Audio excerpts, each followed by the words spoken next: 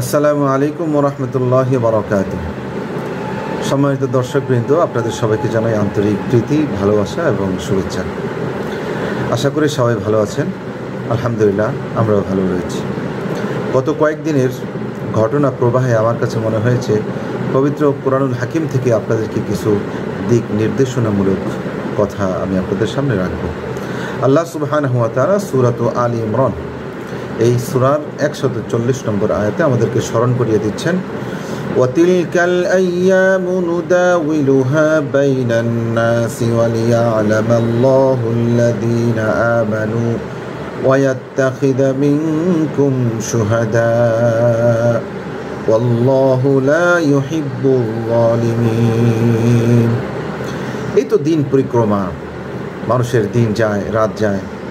এই যে দিন এবং রাত্রির আবর্তন বিবর্তন, আল্লাহ তাআলা বলতেছেন এই তো দিন পরিক্রমা যা আমি মানুষের মধ্যে পালাক্রমে বদলাতে থাকি। কখন এ দল জিতে, কখন ও দল জিতে, কখন আমি ভালো থাকি, কখনো মন্দ থাকি। আল্লাহ তাআলা বলেন এগুলো আমি বন্টন করে থাকি। আর এই আয়াতের শেষাংশে আল্লাহ সুবহানাহু ওয়া তাআলা বলেছেন, আল্লাহু লা ইউহিব্বুজ যালিমিন। নিশ্চয়ই যারা জালিম, যারা অন্যের উপর জুলুম করে, আল্লাহ তাদেরকে পছন্দ করেন না, ভালোবাসেন না। আর চিন্তা করেন তো, আল্লাহ সুবহানাহু ওয়া তাআলার ভালোবাসা যদি আমরা না পাই, তাহলে আমাদের ইহকাল পরকাল সব কিছু ধ্বংস হয়ে যাবে, বরবাদ হয়ে যাবে।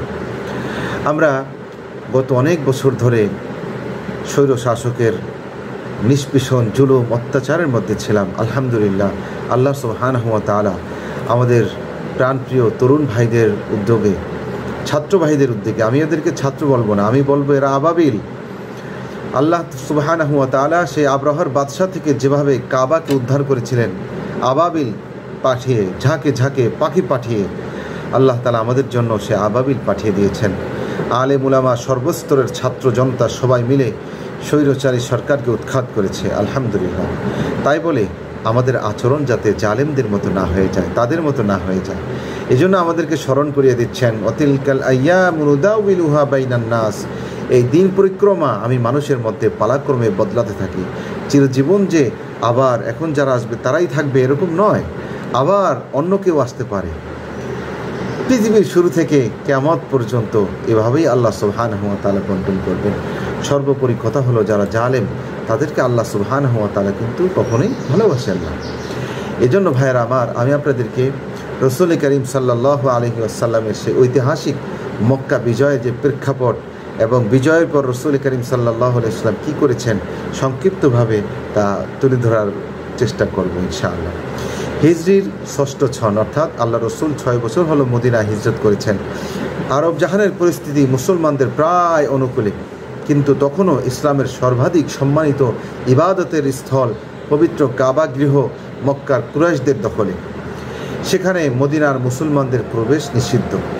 এদিকে রাসূলুল্লাহ সাল্লাল্লাহু আলাইহি ওয়াসাল্লামকে স্বপ্নে দেখানো হলো তিনি সাহাবাদেরকে নিয়ে কাবা শরীফ তাওয়াফ করছেন। আল্লাহু আকবার। তাই রাসূলুল্লাহ সাল্লাল্লাহু আলাইহি ওয়াসাল্লাম স্বপ্ন বাস্তবায়নে ৬ষ্ঠ হিজরির পহেলা জিলকাদ, হারাম মাস, সম্মানিত মাসে মক্কা ভিমুখে উমরা পালনের উদ্দেশ্যে তিনি রওনা করলেন। ১৪০০ মতান্তরে ১৫শত সাহাবীকে নিয়ে রাসূলুল্লাহ সাল্লাল্লাহু আলাইহি ওয়াসাল্লাম মক্কার উপকণ্ঠ হুদাইবিয়া নামক স্থানে যাত্রা বিরতি করলেন।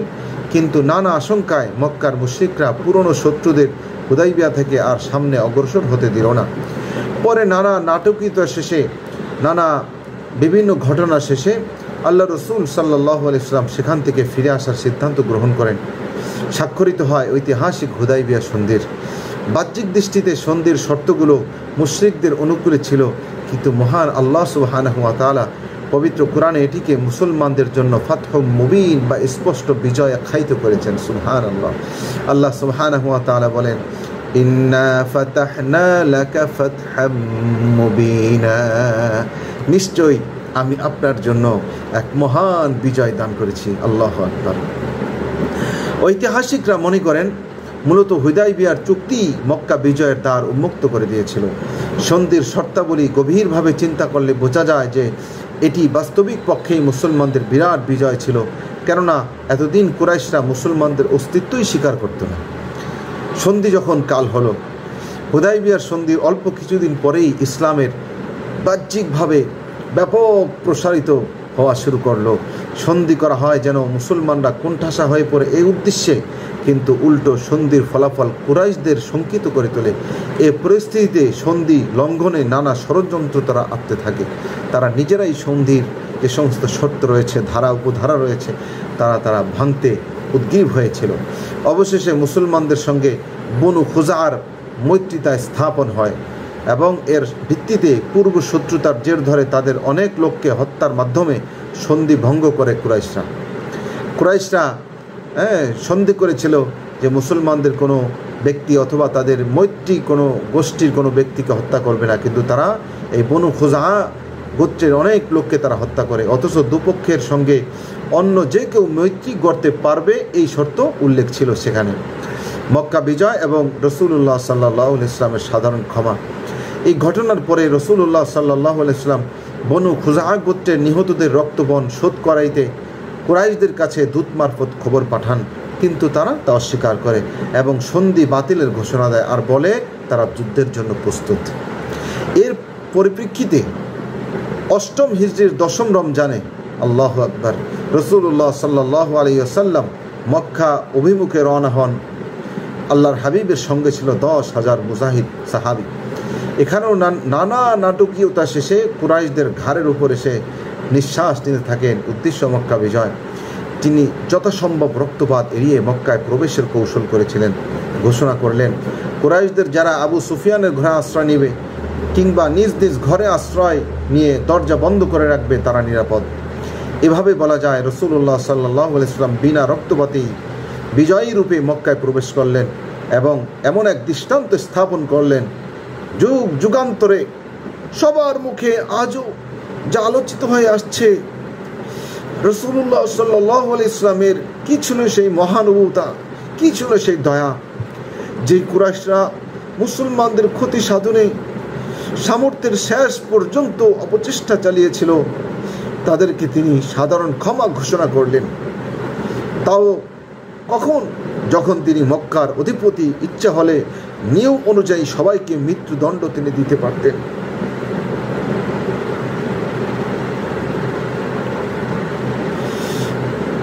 মক্কার এই মুশরিকরা আল্লাহ রসুলকে কি না করেছিল। আল্লাহর হাবিব পবিত্র কাবা গৃহে তার রবের পদতলে সিজদা দিয়েছিলেন, আর আবু জাহেল উটের পচা নারী ভুরিয়ে নিয়ে আল্লাহ রসুলের ঘাড়ের উপর রেখে দিয়েছিল। কত কষ্ট দিয়েছিল আল্লাহর হাবিবকে, কিন্তু দয়ার মূর্ত প্রতীক তিনি রসুল্লাহ সাল্লাল্লাহু আলাইহি ওয়াসাল্লাম তিনি সাধারণ ক্ষমা ঘোষণা করলেন। আসলেই আল্লাহর রসুলরা উত্তম চরিত্র নিয়েই দুনিয়া আগমন করেন যেন উম্মত তাদের থেকে শিক্ষা গ্রহণ করতে পারে। আল্লাহ সুবহানাহু ওয়া তাআলা বলেন, লাকাদ কানা লাকুম ফি রাসূলিল্লাহি উসওয়াতুন হাসানাহ। হে বিশ্ববাসী, তোমাদের জন্য আল্লাহ রসুলের জীবনে উত্তম জীবন আদর্শ আমি রেখে দিয়েছি। এর আগে একই কাজ করেছিলেন হযরত ইউসুফ আলাইহিস সালাম। তার উপর ভাইদের অবিচার সত্ত্বেও তিনি যখন মিশরের সর্বোচ্চ আসনে আসেন তখন তাদেরকে ক্ষমা করে দেন এবং তাদের জন্য আল্লাহর নিকট দোয়াও করেন।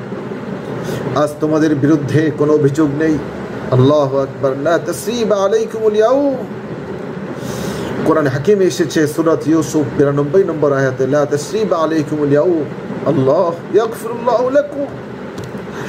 তোমাদের বিরুদ্ধে কোনো অভিযোগ আজ নেই, আল্লাহ তোমাদের ক্ষমা করুন।